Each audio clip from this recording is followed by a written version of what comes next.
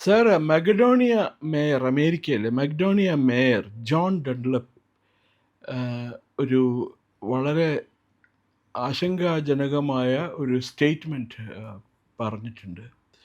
അദ്ദേഹം പറയുന്നത്, ന്യൂയോർക്കിലെ മേയറില്ലേ മമദാനി, മംദാനി അയാൾ പറഞ്ഞിരിക്കുന്നത് അമേരിക്ക ഇസ്ലാമിൻ്റെ കൂടെ ചേരണം, പ്രോഫറ്റ് മുഹമ്മദിൽ വിശ്വസിക്കണം, അതുപോലെ ഇസ്ലാമിക് ഇമിഗ്രേഷൻ ഒരു തടസ്സവുമില്ലാതെ പ്രോത്സാഹിപ്പിക്കണം, ഷറിയ ലോ നടപ്പിലാക്കണം അമേരിക്കയിൽ എന്നാണ് അദ്ദേഹത്തിൻ്റെ ആവശ്യം. അമേരിക്കൻ ഒരു ഇന്ത്യൻ ഒറിജിനാണ്, ഇന്ത്യൻ വംശത്തിൽപ്പെട്ടതാണ്. ഒരു സിനിമാ സംവിധായക ദീപ നയ്യാറുടെ മകനാണ് ഇവർ. അവർക്ക് ഒരു മുസ്ലിമിലുണ്ടായ പുത്രനാണ്. പക്ഷേ ഇത് അമേരിക്കയിൽ നടപ്പിലാവുമോ ഇത്? കാരണം അമേരിക്കയെ പോലെയുള്ളൊരു പ്ലൂറലിസ്റ്റിക് സൊസൈറ്റി എന്നാണല്ലോ അമേരിക്കനെ പറ്റി പറയണേ. അവർ സമ്മതിക്കുമോ അങ്ങനെ ഒരു ശരിയ നിയമമൊക്കെ കൊണ്ടുവരാൻ? അതിനേക്കാളെല്ലാം ഇതിൽ നമ്മൾ കാണേണ്ട ഒരു കാര്യം ഇസ്ലാമിൻ്റെ ഒറിജിനാണ്. അതായത് ഈ പ്രവാചകൻ വന്നിട്ട് മുഹമ്മദ് 63 യുദ്ധങ്ങൾ നടത്തിയിട്ടുണ്ട്. ഓക്കെ, മനസ്സിലായില്ലേ? ലോകത്തൊരു പ്രവാചകനും ഇത്രയും യുദ്ധം നടത്തിയിട്ടില്ല. ഈ യുദ്ധം നടത്തുന്നത് എന്തിനു വേണ്ടിയിട്ടാണ്? രാഷ്ട്രീയ അധികാരം ഉറപ്പിക്കുന്നതിന് വേണ്ടിയിട്ടാണ്. അപ്പോൾ പൊളിറ്റിക്കൽ പവർ ഇസ്ലാം മതത്തിൻ്റെ അവിഭാജ്യമായ ഘടകമാണ്. ഇസ്ലാം എന്ന് പറഞ്ഞാൽ it's A political entity also. അതിൻ്റെ റിലീജിയസ് ആസ്പെക്ട്സ് ഒക്കെ രണ്ടാമത് വരുന്നതാണ്. അതിൻ്റെ പ്രൈമറി കാര്യം ഈ പൊളിറ്റിക്കൽ ആസ്പെക്റ്റാണ്. കാരണം അതെന്താണെന്ന് വെച്ചാൽ, അല്ലാതെ ദാറുൽ ഇസ്ലാം എന്നൊരു സങ്കല്പം എന്ന് വെച്ചാൽ ലോകം മുഴുവൻ ഇസ്ലാം മതത്തിലേക്ക് എത്തണം. ഇപ്പം നമ്മുടെ അയൽക്കാരനായിരിക്കുന്ന മുനീർ, ഏത് മുനീർ? പാകിസ്ഥാനില്ല. മുനീർ സിന്ദൂർ യുദ്ധ സംഭവത്തെക്കുറിച്ച് പറഞ്ഞത്, it was a war between two ideologies. One that is being represented by the Pakistan which believes in true religion. The other one is represented by India, which is untrue religion. എങ്ങനെയുണ്ട്? അതായത് യഥാർത്ഥ സത്യവിശ്വാസം എന്ന് പറയുന്നത് ഇസ്ലാം മതം മാത്രമാണ് എന്നും ലോകം മുഴുവൻ ഇസ്ലാമായി തീരണമെന്നും ആഗ്രഹിക്കാത്ത ഒരാൾ മുസ്ലിമല്ല.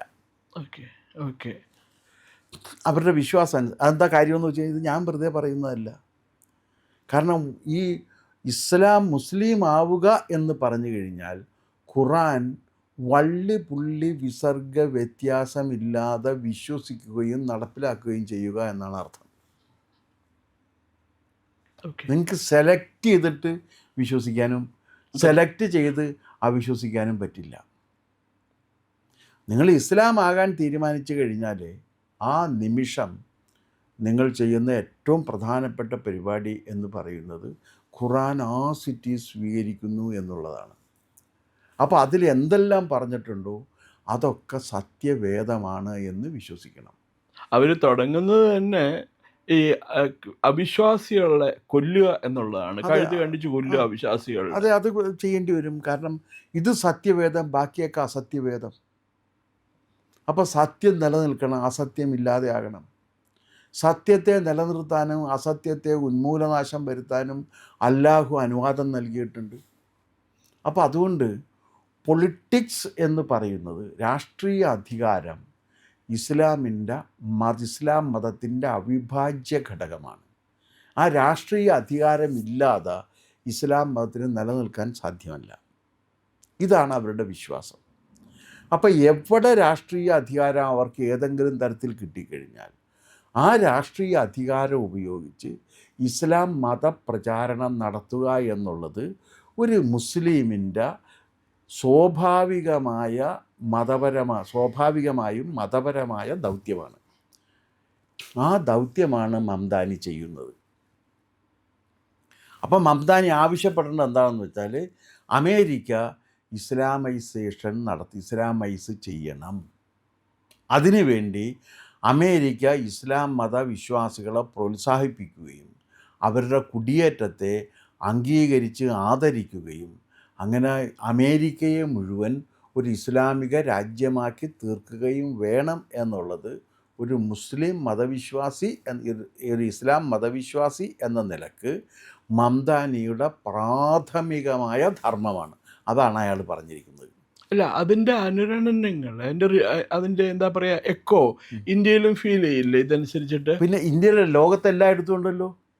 ഇപ്പം അമേരിക്കയിലും ബ്രിട്ടനിലുമാണ് അത്ര ഏറ്റവും കൂടുതൽ മുസ്ലിം മതം വളർന്നു വലുതാവുന്ന 2 രാജ്യങ്ങൾ അമേരിക്കയും ബ്രിട്ടനുമാണ്. അതെ, ഇതെന്താ കാര്യം എന്ന് വെച്ചാൽ ക്രിസ്ത്യാനിറ്റിയുടെ തകർച്ച അവിടെയൊക്കെ വളരെ വലിയൊരു വാക്വം സൃഷ്ടിച്ചിട്ടുണ്ട്. അതും കൂടി മനസ്സിലാക്കണം.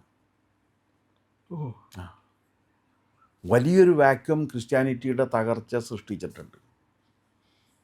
വിശേഷിച്ചും 1ഉം 2ഉം ലോകമഹായുദ്ധങ്ങൾ ക്രിസ്തുമത വിശ്വാസത്തിൽ ഏൽപ്പിച്ച ആഘാതം ചെറുതല്ല. അതിനെക്കുറിച്ചൊന്നും കാര്യമായ പഠനങ്ങളൊന്നും നടന്നിട്ടില്ല എന്നാണ് ഞാൻ മനസ്സിലാക്കുന്നത്.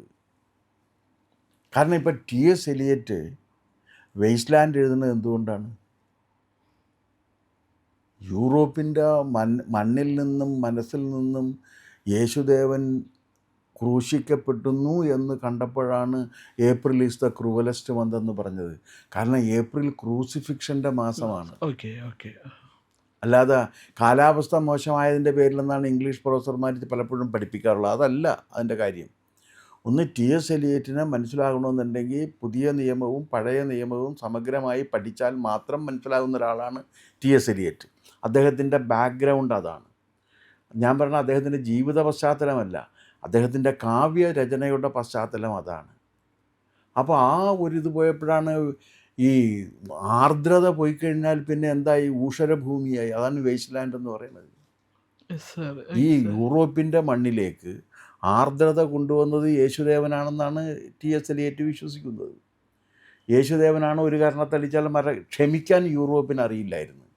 യൂറോപ്പിനെ ക്ഷമ പഠിപ്പിച്ചത് യേശുദേവനായിരുന്നു. അപ്പോൾ ഈ അൺകണ്ടീഷണൽ ലവ് എന്നൊരു സങ്കല്പം, എഗാപ്പെ എന്നൊരു സങ്കല്പം കൊണ്ടുവന്നു. അത് ഈ 2 മഹായുദ്ധങ്ങൾ തകർത്തെറിഞ്ഞപ്പോൾ കിട്ടിയ ഒരു വലിയ വാക്യൂമുണ്ട്. ആ വാക്യൂത്തിലേക്കാണ് ഇസ്ലാം കടന്നു കയറുന്നത്. അതുകൊണ്ടാണ് മംദാനി എന്ത് പറഞ്ഞത്? ശരീഅത്ത് നിയമം നടപ്പിലാക്കണമെന്ന് പറഞ്ഞത്. ശരീഅത്ത് നിയമം എന്ന് പറഞ്ഞാൽ എന്താണ്? ഇസ്ലാമിക നിയമമാണ്. സാർ ഓർക്കണില്ലേ, ഓസ്ട്രേലിയയിലെ പ്രധാനമന്ത്രിയായിരുന്നു ജൂലിയ ഗില്ലാർഡ്. അവരവിടെ യൂണിഫോം സിവിൽ കോഡ് നടപ്പിലാക്കും, ഇവിടെ എല്ലാവർക്കും കൂടി ഒരേ ഒരു നിയമം മതി എന്ന് പറഞ്ഞപ്പോൾ ഇസ്ലാമിക് ഫണ്ടമെൻ്റലിറ്റ്സ് അതിനെതിരായിട്ട് പ്രസ്താവനയ്ക്ക് ഇറക്കി. അപ്പോൾ അവർ പറഞ്ഞു പ്രസ്താവന ഇറക്കി കുഴപ്പമില്ല, പക്ഷെ ഒരു കാര്യമുണ്ട്, Australia is A Christian country. ഇവിടെ ജീവിക്കണം എന്നുണ്ടെങ്കിൽ ഇവിടുത്തെ നിയമം അനുസരിച്ച് ജീവിച്ചാൽ മതി, അല്ലാത്തവർക്ക് പുറത്തു പോകാം, ഗേറ്റ്സ് ആർ ഓൾവേസ് ഓപ്പൺ, പക്ഷെ പോയി കഴിഞ്ഞാൽ തിരിച്ചു വരരുതെന്ന് പറഞ്ഞു. അവസാനം അവിടെയുള്ള എല്ലാ മുസ്ലിംസും മാപ്പ് പറഞ്ഞു എന്നാണ് പറയുന്നത്. അതങ്ങനെ ചെയ്യും, അങ്ങനെ ചെയ്യും അവർ. നിങ്ങളൊരു കാര്യം മനസ്സിലാക്കേണ്ടത്, ഞാൻ ഖുറാൻ സാമാന്യം ഭംഗിയായി വായിച്ച് പഠിക്കാൻ ശ്രമിച്ചിട്ടുള്ള ഒരാളാണ്. അതായത് മറ്റേ യൂസഫ് അലിയുടെയും പിക്താളിൻ്റെയും ഇംഗ്ലീഷ് തർജ്ജമകൾ 4 or 5 മലയാളം തർജ്ജമകളോ ഒക്കെ വെച്ച് നോക്കിയിട്ടുണ്ട്. അപ്പോൾ 2 തരത്തിൽ കാണാൻ പറ്റും. എവിടെയെല്ലാമാണോ രാഷ്ട്രീയമായിട്ട് ന്യൂനപക്ഷമായി ഇസ്ലാം മാറിയിട്ടുള്ളത്, അവിടെയെല്ലാം വളരെ തന്ത്രപരമായിട്ട് പ്ലൂറലിസം പറഞ്ഞിട്ടുള്ള ഒരാളാണ് നബി. ഓക്കെ, നിനക്ക് നിൻ്റെ മതം, എനിക്ക് എൻ്റെ മതം എന്ന് പറയും. എവിടെ മുസ്ലിമിന് ആധിപത്യം ലഭിക്കുന്നുവോ അവിടെ സമഗ്രാധിപത്യവും കൊണ്ടുവരും. ഇത് നമുക്ക് ഖുറാനിൽ കാണാൻ കഴിയും. എനിക്ക് എൻ്റെ മതമെന്നും നിനക്ക് നിൻ്റെ ഇതിൻ്റെ ഈ ഒരു ഡെമോക്രാറ്റിക് ഫങ്ഷനിങ് ഉണ്ട് അതിൻ്റെ ഭാഗമായിട്ട്. അതിവരെടുക്കാറില്ല എന്ന് മാത്രമേ ഉള്ളൂ. ആ ഡെമോക്രാറ്റിക് ഫങ്ഷനിങ് ഓഫ് ദ ഇസ്ലാം കേരളത്തിൽ വിളിച്ചു പറഞ്ഞ ആളാണ് ചേകന്നൂർ മൗലവി. അദ്ദേഹത്തിനെ കൊന്നത് ഈ ഒരു തിയറി പറഞ്ഞതിൻ്റെ പേരിലാണ്. ചെറിയ സംഭാവനയല്ല അദ്ദേഹത്തിൻ്റേത്. വളരെ ഗൗരവമുള്ള ഒരു ഫിലോസോഫിക്കൽ ടെക്സ്റ്റാണ് സർവമത സത്യവാദം ഖുറാനിൽ. ചെറിയ but it is A genuine original philosophical text in Malayalam.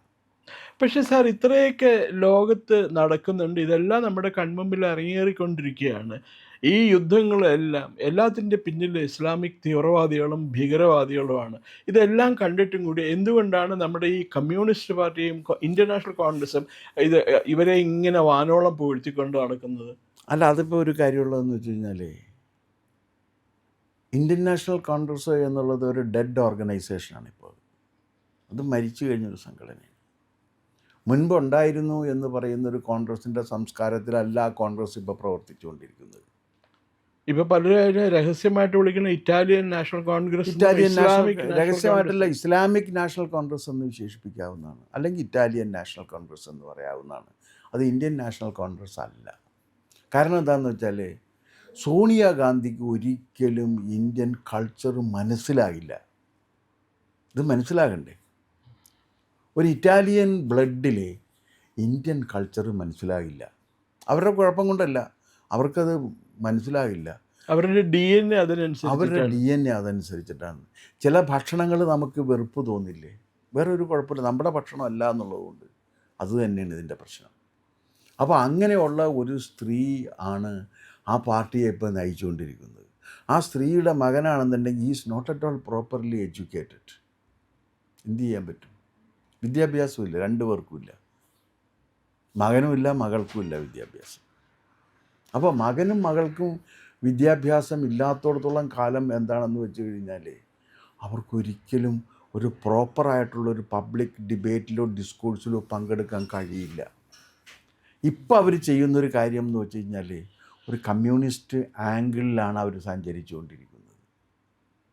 നാശത്തിലേക്കുള്ള പാതയാണ് അവർ തിരഞ്ഞെടുത്തിരിക്കുന്നത്. അവരൊരു കമ്മ്യൂണിസ്റ്റ് ആംഗിളിലാണ് പോകുന്നത്. അവരുടെ സമരങ്ങൾ മുഴുവൻ ആ തരത്തിലല്ലേ. അതിൻ്റെ ഒരു സംഗതിയാണ് പറയുന്നത്, മനുഷ്യന് മനസ്സിലാകാത്ത ഭാഷയിൽ പറയുക. ഗാന്ധിയുടെ ഏറ്റവും വലിയ ഗുണം, ഗാന്ധി പറഞ്ഞത് എല്ലാവർക്കും മനസ്സിലായിരുന്നു എന്നുള്ളതാണല്ലോ. അപ്പോൾ അവരിപ്പോൾ ഗാന്ധിയെക്കുറിച്ച് പറയാറില്ല. അവർ ഒരു ഗാന്ധിനല്ലേ അറിയുള്ളൂ, സോണിയാഗാന്ധി അല്ല, രാഹുൽ ഗാന്ധി. സോണിയാഗാന്ധി, രാഹുൽ ഗാന്ധി, പ്രിയങ്ക ഗാന്ധി, ഈ 3 ആളും ഗാന്ധിമാരെന്നാണ് അവർ കരുതിയേക്കുന്നത്. അവർക്ക് ഇന്ത്യയുടെ പ്ലൂറലിസം, ഏത് ഇറ്റലിക്കാരനാണ് ഒരു ഇന്ത്യയുടെ സ്പിരിച്വൽ ഡയമെൻഷൻ മനസ്സിലാകുന്ന ഒരു യൂറോപ്പിനെ പറഞ്ഞു തരും നിങ്ങൾ? ഏത് യൂറോപ്യനാണുള്ളത്? Jesus was not a European. Jesus was not a European. അവരുടെ ഒരു സ്പിരിച്വാലിറ്റി എന്ന് പറയുന്ന സാധനം യൂറോപ്പിന് ഉണ്ടാക്കി കൊടുക്കാൻ ശ്രമിച്ച ഒരാളാണ് ക്രിസ്ത്യാനിറ്റി. അത് പക്ഷേ എന്ത് പറ്റിയെന്ന് വെച്ച് കഴിഞ്ഞാൽ, അത് തന്നെ ഒരു ടോർച്ചറിങ് മെഷീനായിട്ട് മാറി എന്നുള്ളതാണ്.